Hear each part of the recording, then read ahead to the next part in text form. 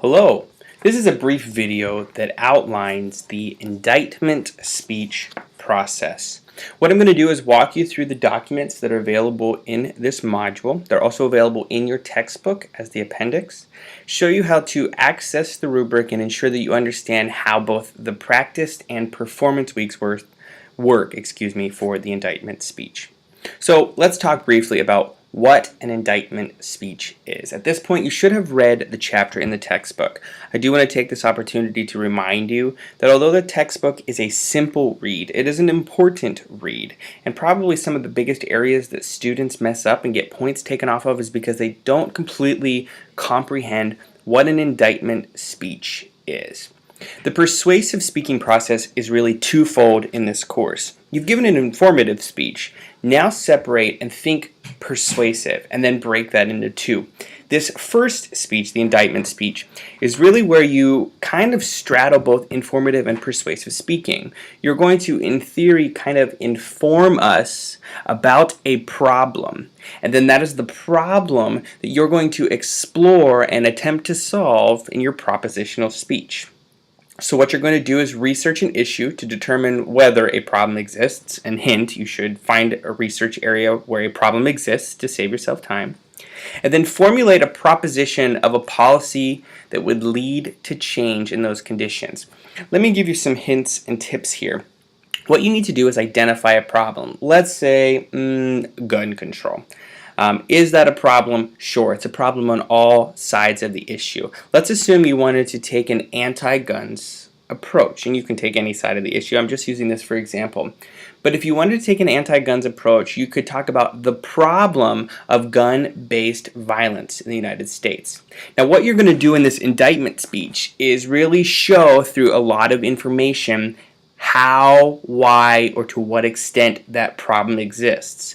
You could pull on mass shooting data in the United States, from Columbine High School to the Pulse nightclub shooting in Orlando and beyond. Why are guns a problem in the United States? What you're doing is you're attempting to really inform about all of the problems that this issue, guns, cause. And you're leading up to a final proposition. Therefore, I propose that we need more common sense gun reform in the United States. Now, you're not going to explore how that will happen. That's going to be saved for the proposition speech. And in that proposition speech, you're going to really unroll your solution to this problem. But the focus of the indictment speech is to focus on the problem. Please avoid logical fallacies. Please ensure that your claims are well researched, that they're supplied with evidence, and that they meet the standard necessary to pass a logic test. Often, as you can see in this reading from page 135, what people want to do is they resort to cliches or hasty generalizations. Don't do that. As the speaker, it's your responsibility to see all sides of the issue. Even if you don't agree with the other side, you have to find some commonalities and some common ground, otherwise you're never going to accomplish your proposition. This document right here can be found in the appendix starting on page 135 of your textbook. I'm not going to post that in addition to the other documents I posted here because it's super important that you access it on your own and have access to the textbook. But here's what you're going to do. You're going to construct an enforceable proposition of a policy that changes the status quo or challenges a problem. Again, you're not going to talk about how to unroll that problem or unroll that proposition. You're going to save that for a future speech. This gives you some detailed outlines, and I'm not going to go over that in depth here because you can do that on your own time. I just wanted to give you some tips and tricks about how and why this is different. There's some samples here. Remember, your outline needs to be very, very detailed. It needs to have full sentences for each point. And a huge issue, please remember that your sources, your references must be cited at the end and also throughout. These are right here. You see that they're cited throughout. Please make sure that you do this. That's one of the big areas where students lose the most points. Here's some sample note cards. This is an issue that I think many of you have in this course. You don't really know how or why or what to do with your notes. Do not read off of a computer and don't read off of a wall. Use note cards. That's your best bet and it's going to get you the most points. Okay, so if you start on page 135 and scroll all the way to 140, you can see a lot of information about the indictment speech. But what I also want to do is show you how to access the rubric for this course. And I'm going to use an old course template, so ignore the dates on this. The first thing I'm going to do is go up here and view as a university student, because my view looks a lot different than your view. But if I were you, what I would do is I'd log into our course, I'd go to assessments, and I'd go to the Dropbox. Remember, the rubrics for every speech are associated to the Dropbox for the outline that corresponds with that speech. Okay? So here we're talking about the indictment speech. So I'm going to click Indictment Speech Outline. And here's where I can find the rubric for not just the outline, but the entire speech. And let me zoom out here so you can see. And really what this does is it shows you exactly what I use to grade you. So here I've outlined everything. Your outline. Does it follow the format? Is it in full sentence? Does it include a technical plot? You can see I've broken it down by each category, and all these are assigned specific points. So what I'll do is I'll go in when I grade your speech, and I'll click, and it will automatically assign points. So it's really important that you use this rubric as your guide. You've seen this before, but just to orient, you've got outline, then invention. Did you think critically and creatively about how you're going to accomplish the task of persuading your audience? Did you tailor that message for the audience? Did you achieve the general purpose? Is it within the time? Do you have a good thesis statement? On and on. Okay, so invention. Keep going. Did it grab attention? Did you preview your main points in the introduction? Tell us what you're going to tell us.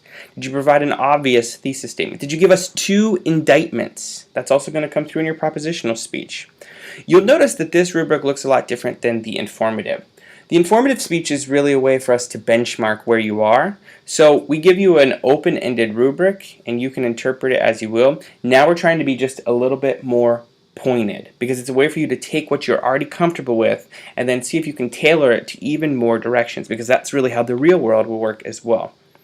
I think one of the biggest things you can do to help improve your score is visit this rubric. Familiarize yourself with it regularly, and as you're practicing and practicing and practicing, ensure that everything you're doing in your speech matches here, whatever column you want to get in. And in theory, it doesn't really work this way, but you can think of this as an A, a B, a C, a D, or an F. I want to remind you that my grading policy is if you just do the instructions, you're going to get here. That's average. That's okay. I think there's a misconception that if you just follow the instructions, you're going to get an A. And A means you are spectacular. You are an example for others. So you have to really work to get an A. Just like really in this course, you have to work to get a D or an F. C is average. C is what you're going to be plotted against. And if you want to do better, use these as your guides.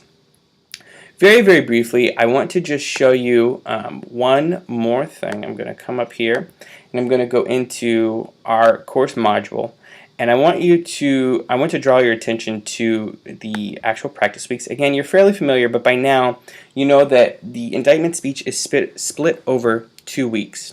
And if these dates don't correspond to the semester that you're in, that's no problem. Again, I'm just using a sample template here. But in this first indictment speaking week, remember, you must provide an initial draft speech recording and submit it to your partner by Friday of this module. Okay? Then you must provide feedback to that partner using the provided documents. And you can find those provided documents in this module.